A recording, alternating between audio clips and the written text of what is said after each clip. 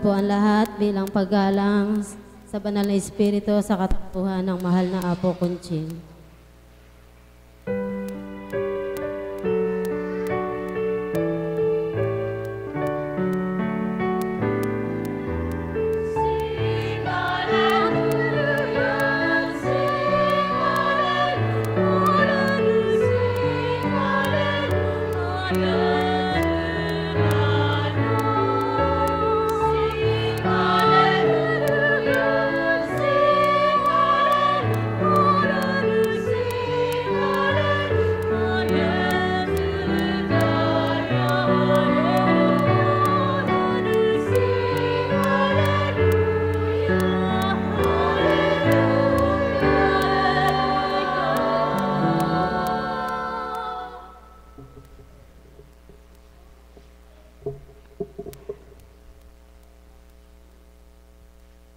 Sumainyo ang kapayapaan, kay buti ng Ama, kay dakila niya, wagas at tapat ang pagmamahal niya. Purihin at pasalamatan sa tuwina ng mga anak niyang sa kanya'y nahahalina, nakakadama at nakakilala, ang may pandinig ay nakarinig.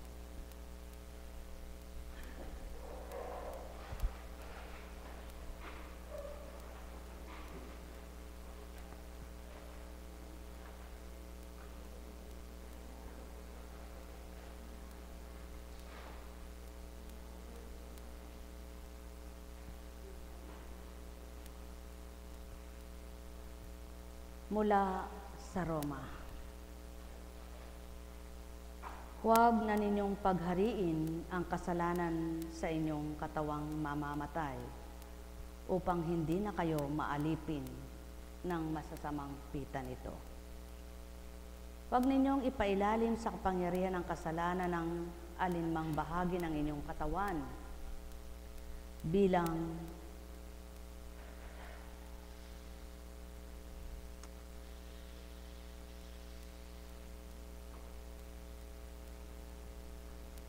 kay hirap iulat,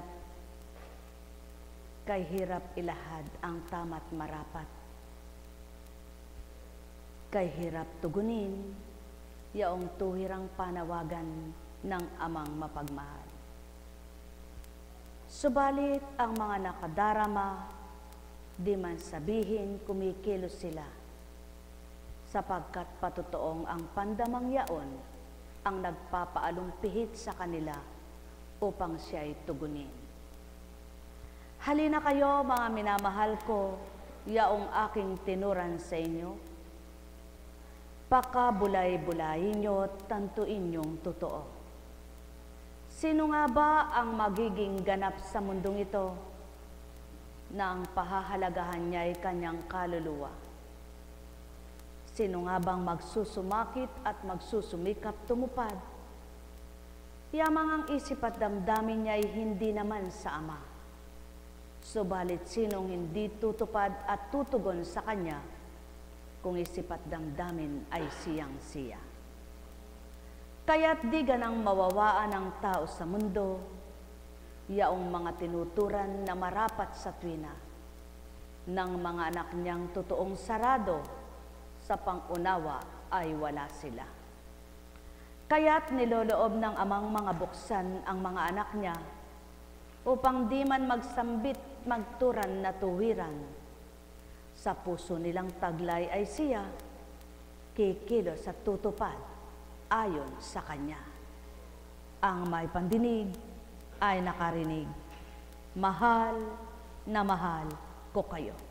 Tuwiran kong tinuturan, mahal na mahal ko kayo. Alalaong baga, sumainyo ang kapayapaan.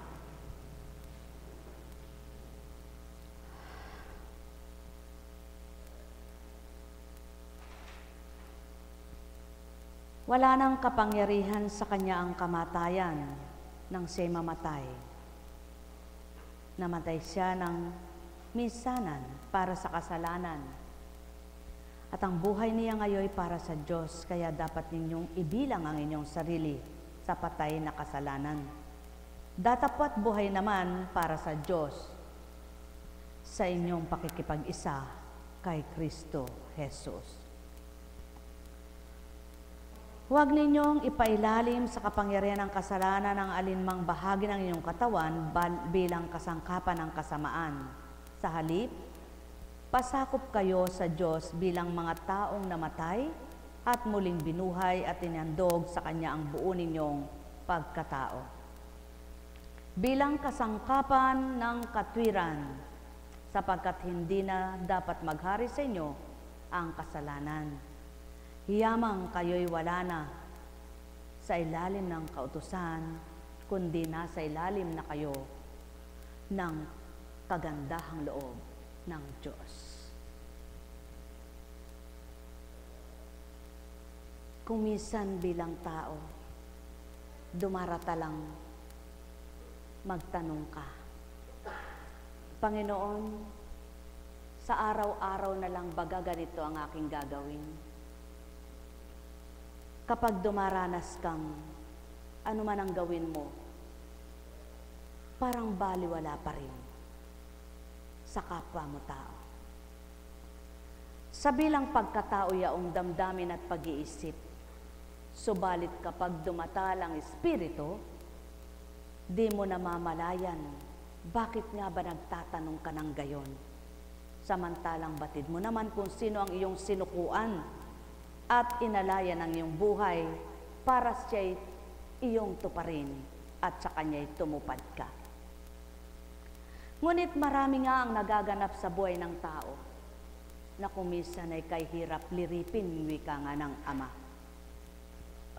Subalit sa hirap mang liripin, kung ang pandamay buhay, wala ka na palang marami pang itatanong. Tunay ngang kanya-kanyang panawagan, kanya-kanyang pagtupad, kanya-kanyang pagtanggap, kanya-kanyang pagtalima, kanya-kanyang pagsasabuhay. Subalit, kung ang lahat ng nagsasabuhay at tumatalimay sa kalooban ng Ama, tuwiran niyang madarama nila o kay sarap paglingkuran siya. Buhay ba ang Ama? Sapagkat sa oras na dumaratal ang iyong lumbay, higitin mo lamang ang hininga mo at ipikit ang iyong mga mata. At sabihin mong, Ama, aliwin mo ako. Hindi ko na alam kung makasusunod pa ako sa iyo kapag itong lumbay ko ang nanaig sa akin. Sapagkat bilang tao, kapag ginamit mo ang iyong mga mata at ginamit mo ang iyong mga tenga, para sa pandinig, para sa kapwa mo, sa salita at gawa ng kapwa mo, tunay ngang manghihina ka na.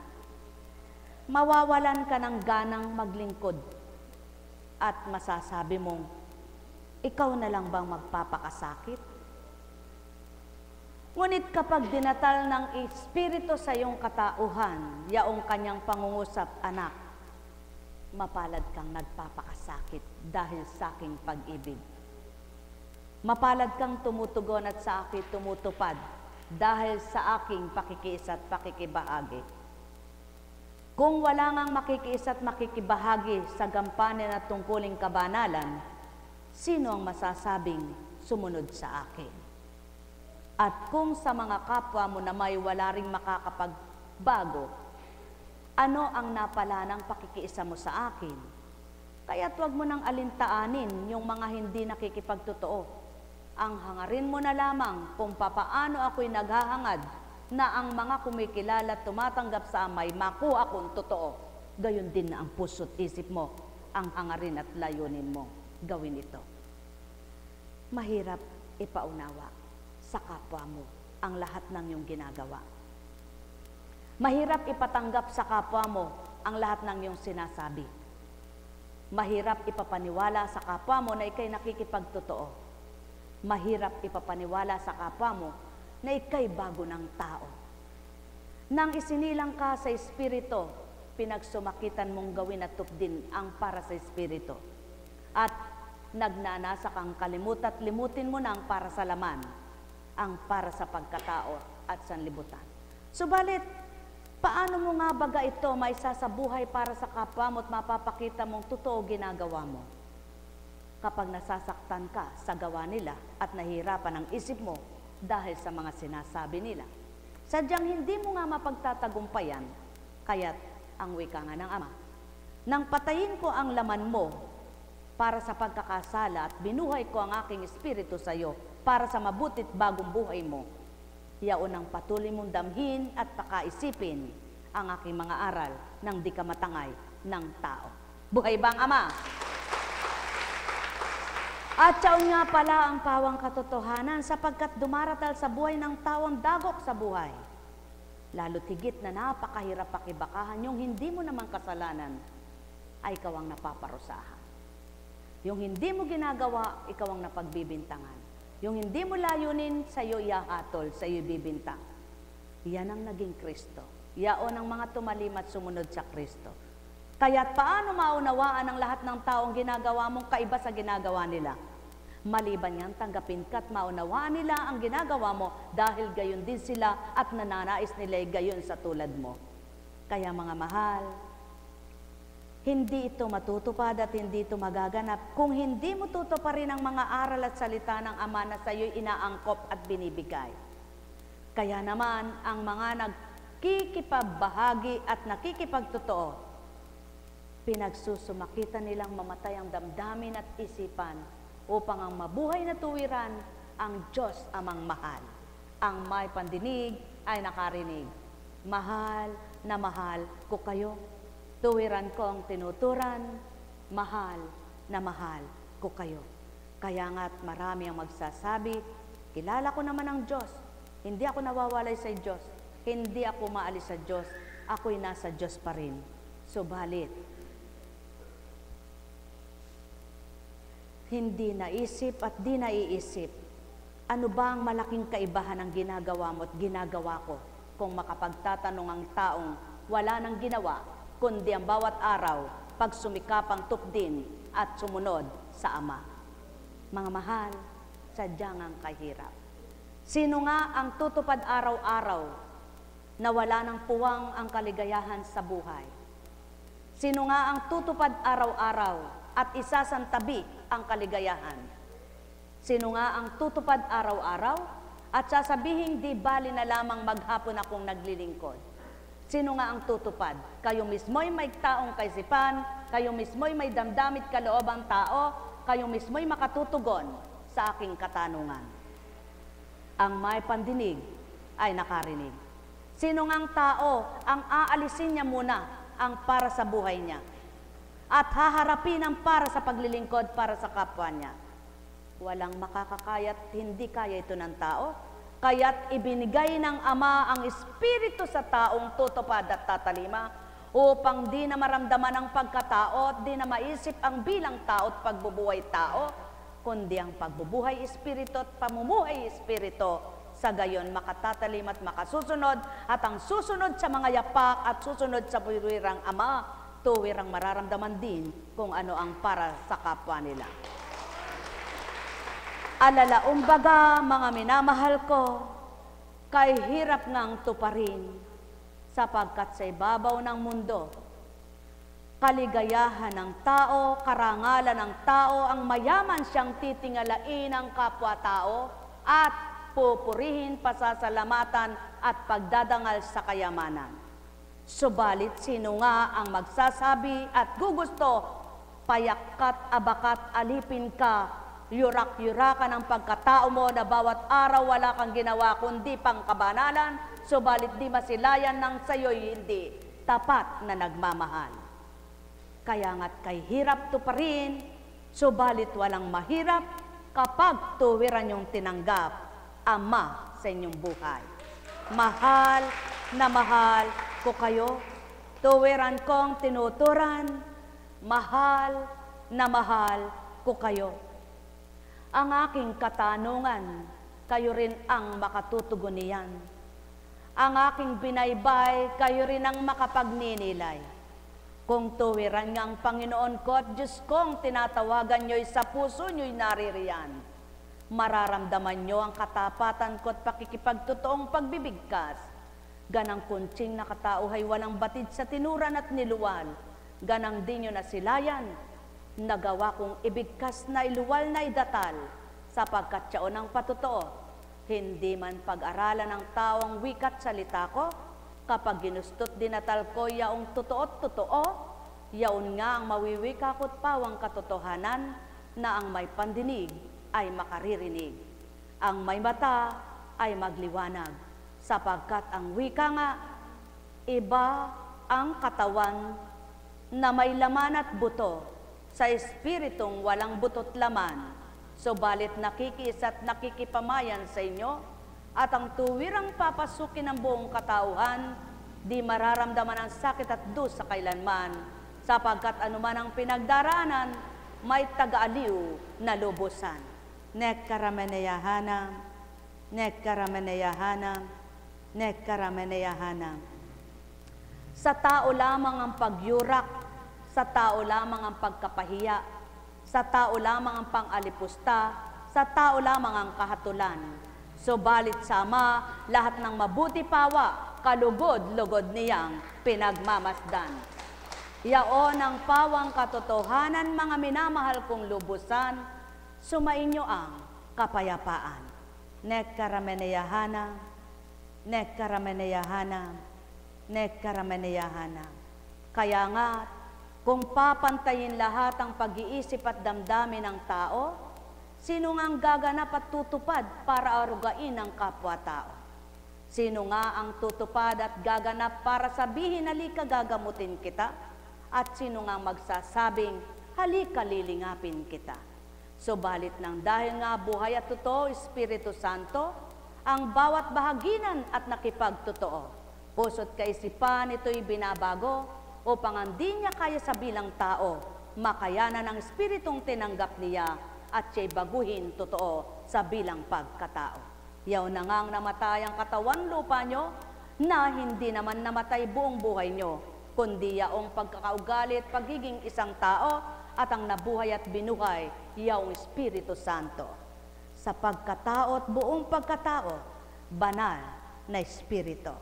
Mahal na mahal ko kayo, tuwiran kong tinuturan, mahal na mahal ko kayo.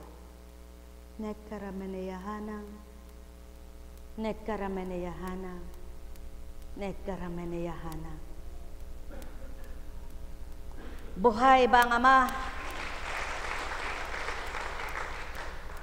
Kung hindi nga papatayin ng Ama ang damdamin mo bilang isang ina, bilang isang asawa, paano mo ipahihigit ang kapwa mo sa anak mo at asawa?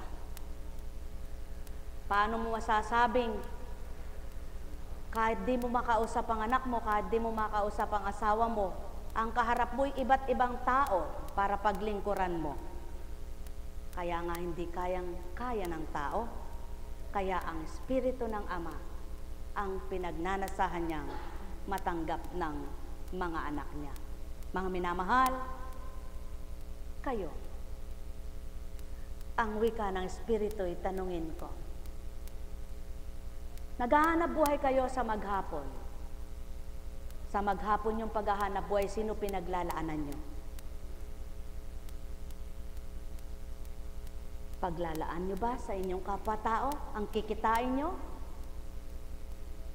Hindi. Para sa kabuhayan ng pagpapaunlad sa pamilya nyo. Subalit ang mga naglilingkod, ito ang tanong ng Ama, kumikita baga sila? Yaan ang totoo. Subalit, kapag may napabilang na nagmahal sa kanila at sila'y pinahalagahan, nasusuri pa ng taong mga walang pag-iisip ito. Samantalang hindi nila nakita at di nila nakbaptid yung ginagawa ng kapwa nila. Kaya't sino nga magbabatang maglingkod? Wala. Kung ang iisipin,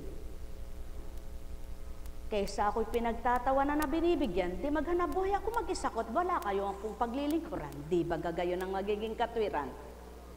Subalit, inyong pagnilayan, mga minamahal.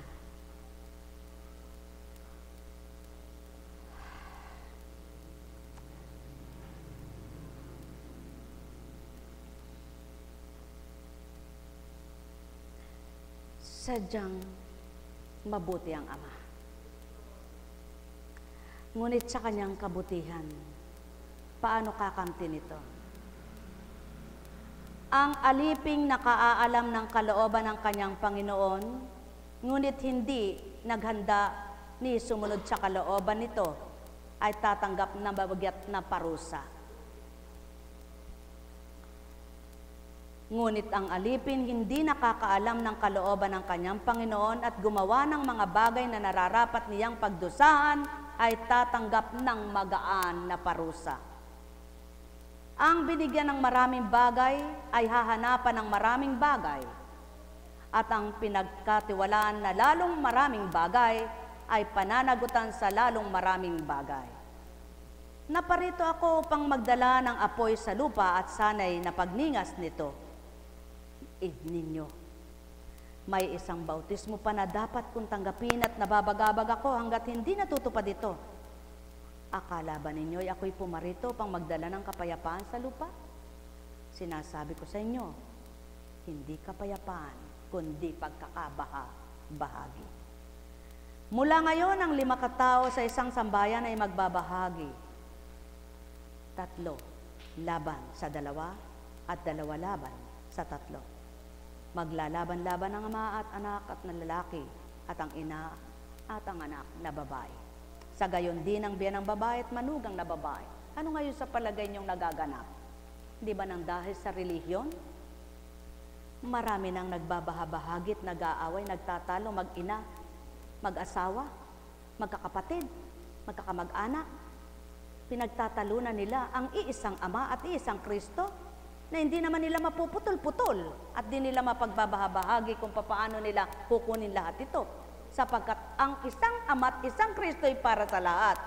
Ngunit kung hindi mo pa nga naunawaan ang kaloob ng Ama at kalooban niya, makikipagtagisan ka at makikipagpaliksahan ka ng galing. Subalit nang dahil ang Ama ang sumasayo at Espiritu niyang nagbigay unawa sa iyo, ang tutop din mo lamang yaong kalooban niyang pinabatid sa iyo kung ano at sino siya, hindi yaong makikipagtalo at makikipaglaban ka para sa iyong gampanin at ginagawa. Buhay bang Ama? Sapagkat pinabatid ng Ama sa iyo ang dapat mong gawin, pinadama ng Ama sa iyo ang dapat mong maging kalooban, bilang isang lingkod kang naturingan at isang maglilingkod nang ikaw ay akayin niya sa matuwid na daan. Nang ika'y bahagi na niya bilang isang lingkod, ipinakita niya sa iyo kung anong nararapat. Sa mga hiwaga niya at mga tutuparin niyang kahiwagaan sa buhay mo, kaya ka naging lingkod. Subalit, hindi ka napilit, hindi ka nahirang na wala pang pandama. Sa makatwid, binigay niya sa iyo ang kalooban niya upang madama mo siya at makilala, papaano mo ito tinatalikdan at di mo sinasabuhay. Kaya nga't maliwanag, mas mainam pa yung walang kaalaman sa kalooban ng Ama, na magkasalaman hindi malaki ang pananagutan nila, sapagkat hindi nila alam kung ano kalooban ng Ama. Ngunit ikaw na nakadaman at pinabatid ang kalooban niya, paano mo siya niloloko sa iyong kalooban, na nililinlang mo at di mo tinutupad ang kanyang kagustuhan? Malaking pananagutan at kaparusahan. Kaya yan ang dahilan kung bakit ang mga naglilingkod ng tapat at totoong nakikipagtotoo natatakot tumalikod, sapagkat pinabatid ng Ama ang kanilang kalooban bilang Diyos Ama at Diyos Anak sa pamamagitan ng Diyos Espiritu. Kaya't nagsusumakit at nagsusumikap makatupad ng dahil may takot, ng dahil may kaloob. Mga mahal, naramdaman niyo ba ang Ama? Kung patuloy niyo siyang dadamhin, maliligayahan kayo. Subalit kung ang pinadama niya sa inyo'y pinatay niyo, kayo rin mismo ang mananagot sa Kanya. Kaya nakakatakot. Yaon ang nakakatakot. Hindi nakakatakot siyang magparusa, kundi batid mo na kung sino siya na tinatawagan mo at pinaglilingkuran. Pagkatapos di mo batid kung paanong kanyang kalooban, hindi totoo yan, sapagkat bago ka pa naglingkod, pinabatid niya na kung sino siya, at bago ka pa hirangin, napadama niya na kung ano ka at sino siya sa buhay mo. Mga minamahal, mapapalad ang mga tagasunod na nakikipagtotoo sa Ama,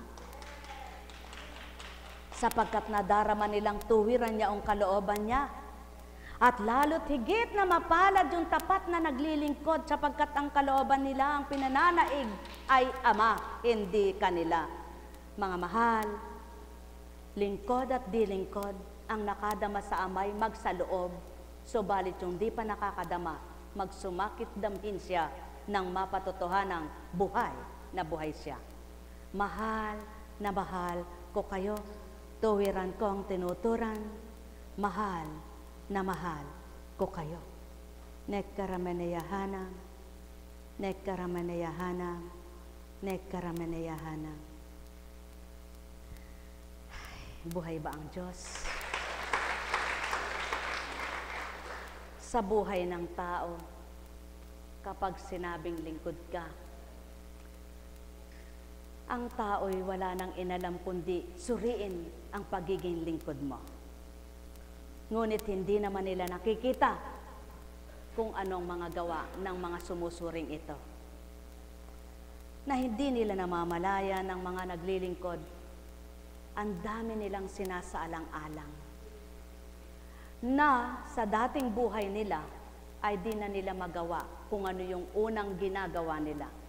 Sapagkat nagkakaroon ka na ng takot gawin ang kung sino ka noon na binago ka ngayon.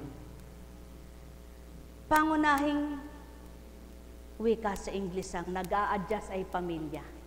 Kaya't yung mga hindi nakakaunawang pamilya sa iyong ginagawa, ang nangyayari, nagre-rebelde pa.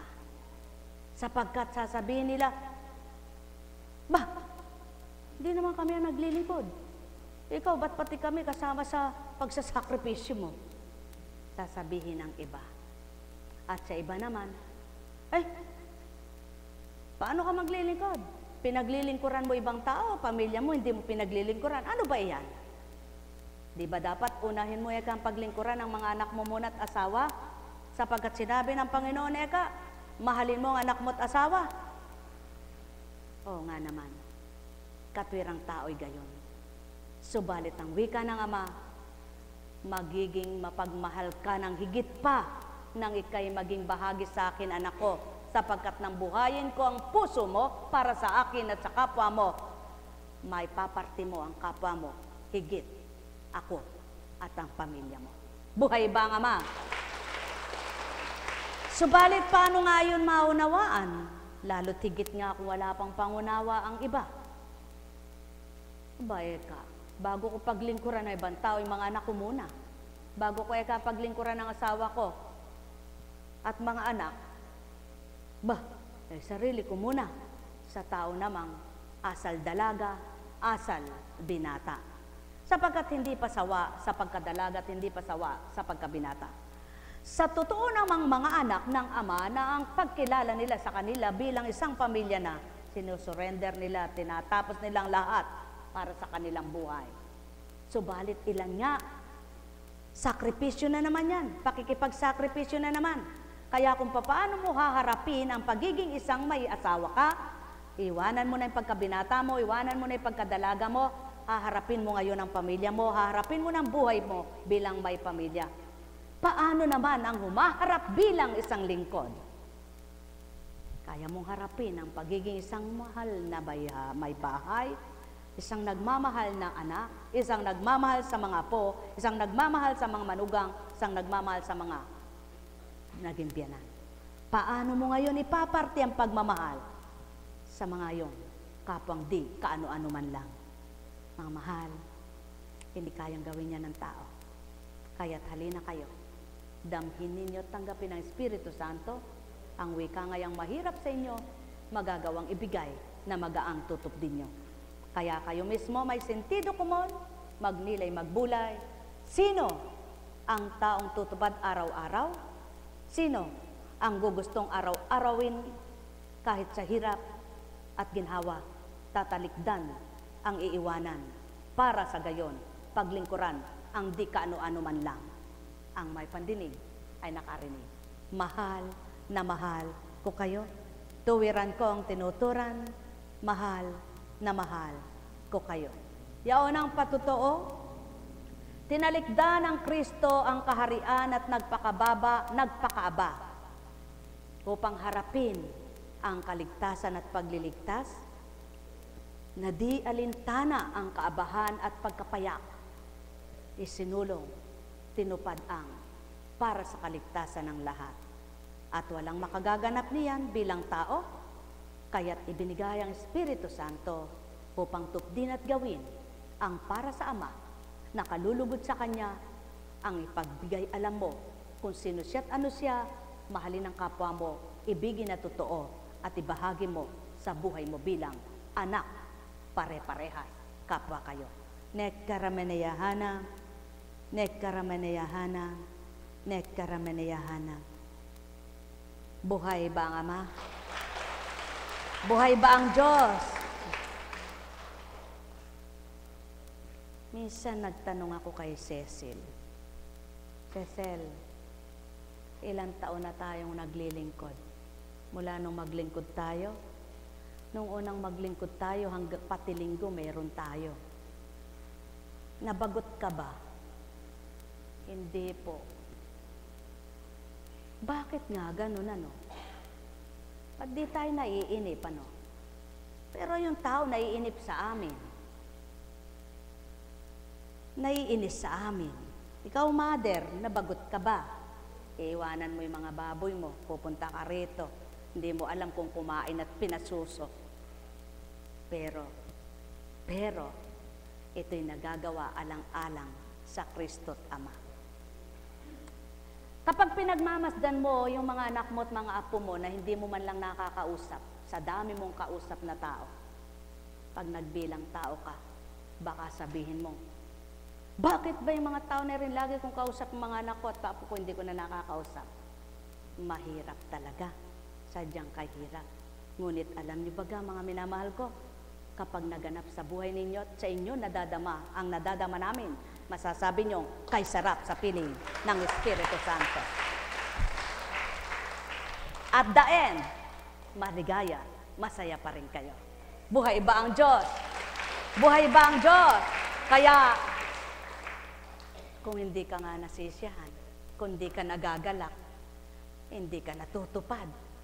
Ngunit pag nagbilang tao ka, ika'y tinatamad. Ngunit kapag dumatalang Espiritu, anak, ika'y magpakasipag. Sapagkat kung katawang lupa mong pakikinggan mo, di ka makakaunat at di ako sa iyo'y mag-uunat. Kahirap. Buhay ba ang Diyos? Mga minamahal, kaya kahit ika'y nililibak sa ginagawa mong mabuti, wala ka sandigan at wala kang hilingan ng buhay mo, kundi ang Ama. Kaya kung ginagawa ninyo'y mabuti, palagay nyo'y mabuti, kahit yung kapwa nyo di nakakaunawa sa inyo, pinagtatawanan kayo, naatulan kayo, matawa na lang din kayo. Bakit? Kapag pumatol ka, magagalit ka. Pag nagalit ka, hindi na si Kristo sa'yo, demonyo na. Alam kong may magagawa ang Ama. Alam kong may magagawa ang Ama. Pagka winika niya, manahalik ka na. Di ba masaya? Bawat araw, masaya ako para sa inyo. Ako sa inyo, naghihintay.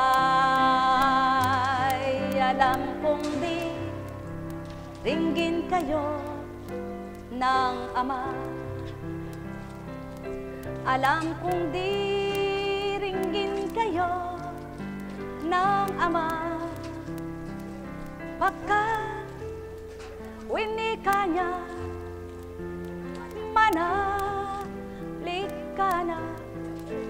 Bawat araw, ako sa inyo may nakalaan. Mayroon magandang mangyayari sa inyo. Aking mga minamahal, mayroon magandang mangyayari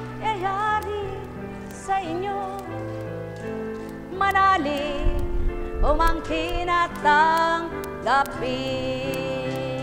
Alam kong may magagawa ang Ama. Alam kong may magagawa ang Ama. Pagkat winika niya, manalig ka na.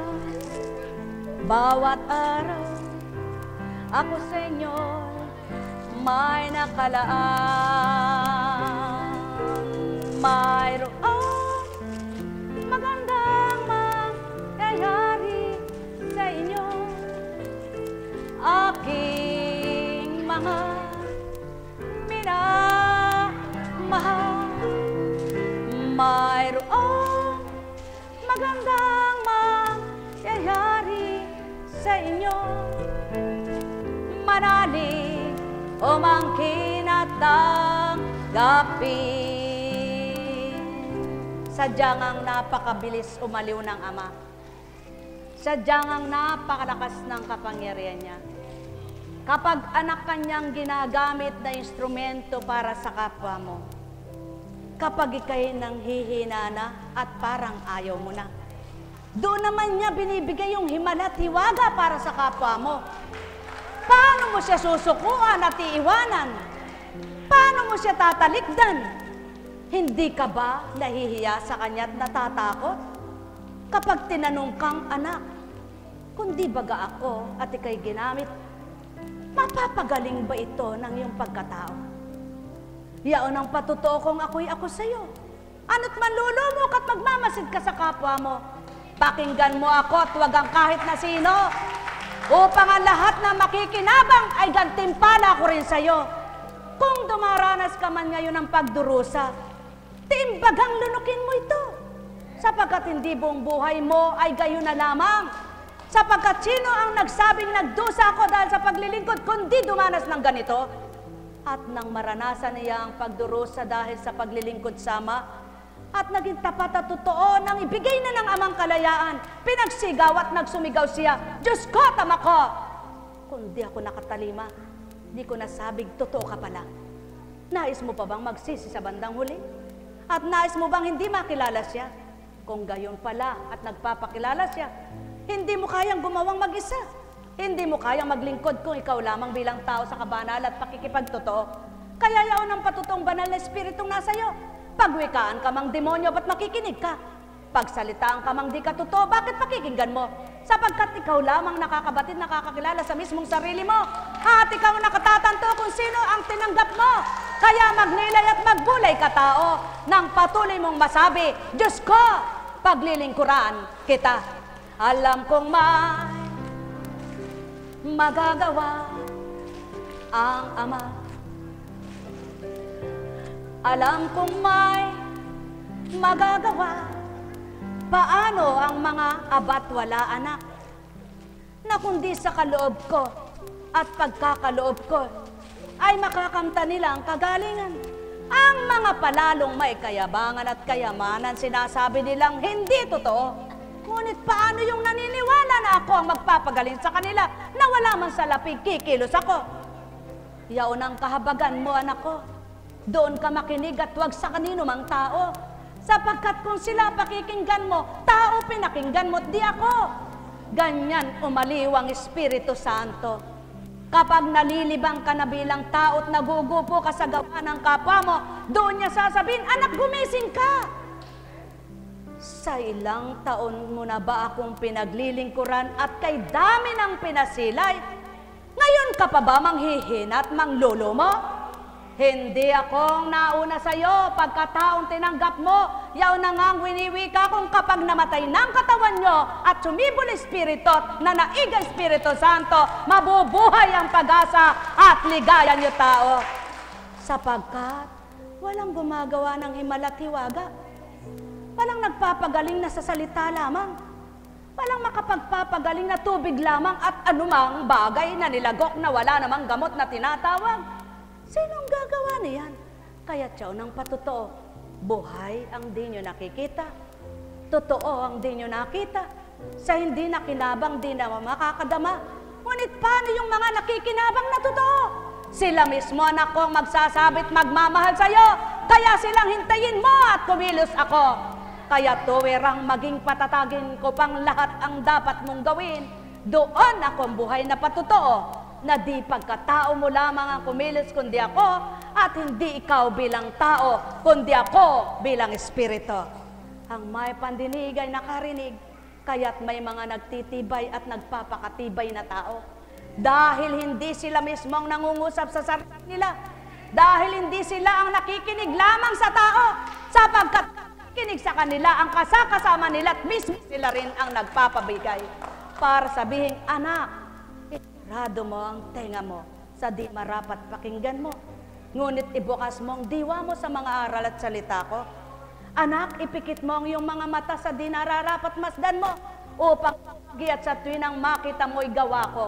Kung magkagayon akong pakikinggan mo, paano ka pa madidimlan, manlulumot, mawawalay sa akin? Kaya't turing mong ako ay ako sa iyo. Ang may pandinig ay nakarinig, ang may mata ay nagliwanag, so may inyong kapayapaan, pagharian kayo, mga minamahal. Yaon ang dahilan at pawang katotohanan kung bakit sa kabila man ng kumisay naninimdim. Yaong mga anak na tuwirang hinahanap, yaong ama at sila ay naglingkod na ganap. Sa oras ng kalumbayan may magpapagising ng damdamin at sasabihin, anak, huwag kang malumbay. Kung nalulumbay ka sa gawa ng kapwa mo, paano naman akong aaliw sa iyo? Kung nahihirapan ka sa salita ng kapwa mo, paano naman akong magpapagaan sa loob mo? Alin bagang mas mainam na matimbang sa iyo? Ang magpapasakit na kapwa mo tao o ako magpapagaan sa pasakit ng kapwa mo? Ang may pandinig ay nakarinig. Mahal na mahal ko kayo, tuwiran kong tinuturan, ganang pagkatao'y di masasambit ito. Subalit kung kayo'y may mga pandinig, kayo'y nakarinig. At kung may pandama kayong sa loobing mainam, tuwirang napakinggan nyo ang marapat na piliin. Ang may pandinig nga ay patuloy na nakaririnig, sapagkat ang buhay ay panandalian lamang. Ibigay nyo ang marapat sa kalooban ng Ama, at sundin nyo siya bilang kayo'y mga anak niya. Kayo mismong magsasambit, buhay na buhay siya. Kaliwan nyo'y siya, galak nyo'y siya, buhay nyo'y sa kanya. Ang may pandinig ay nakarinig. Nekkarameneyahanam, nekkarameneyahanam, nekkarameneyahanam. Ay, buhay po ba ang Diyos? Buhay po ba ang Diyos? Napakabuti ng Panginoon. Ano po? Mabuti po ba ang Diyos? Kapag siyang pinakinggan mo, oo nga no, mabuti pa kayo, alam nyo na ang mensahe ngayon. Ako makikinig pa lang mamaya. Mamaya ako pa lang pagninilayan. Na ang sarap, nakakatulog at magising ka, nangungusap yung salita na yun. Kaya, di mo alam, madaling araw na naman pala. Di mo alam, sa pagtatala mo ng mga mensahe, alas 9 na pala. Hindi mo alam sa pagtatala mo ng mga salita niya, alas 10 na pala. Hindi mo alam sa mga binabasa mong mga aral niya, alas 11 na pala. Hindi mo alam, nagdudumali ka sa tuwina, aba, maghapon na palang lumipas, gabi na naman. Hindi mo alam sa pagtulog mo, pagising mo, umaga na naman. Yan ang buhay para sama. Kaya't nalilimutan mo ang problema. Pagpalain kayo. Sapagkat, sabi nga, kapag siniksik mo sa isip mo, maaring manahan ito. Ngunit kapag naisip mo, iparam na ng Ama't siya ng isipin mo, sigurado, ikay ligaya. Pagpalain kayo sa pangalan ng Diyos Ama, Diyos Anak, Diyos Espiritu Santo, magsihayo kayong may galak sa puso nyo, bagamat may gawain na kanina, ngayon kayo naririto, mapapalad kayong tumagon, sabi ng Kapampangan, tumugon, sabi ng Tagalog, sa panawagan ng Ama. Pagpalain kayo. Tayo na po, mga mahal ko.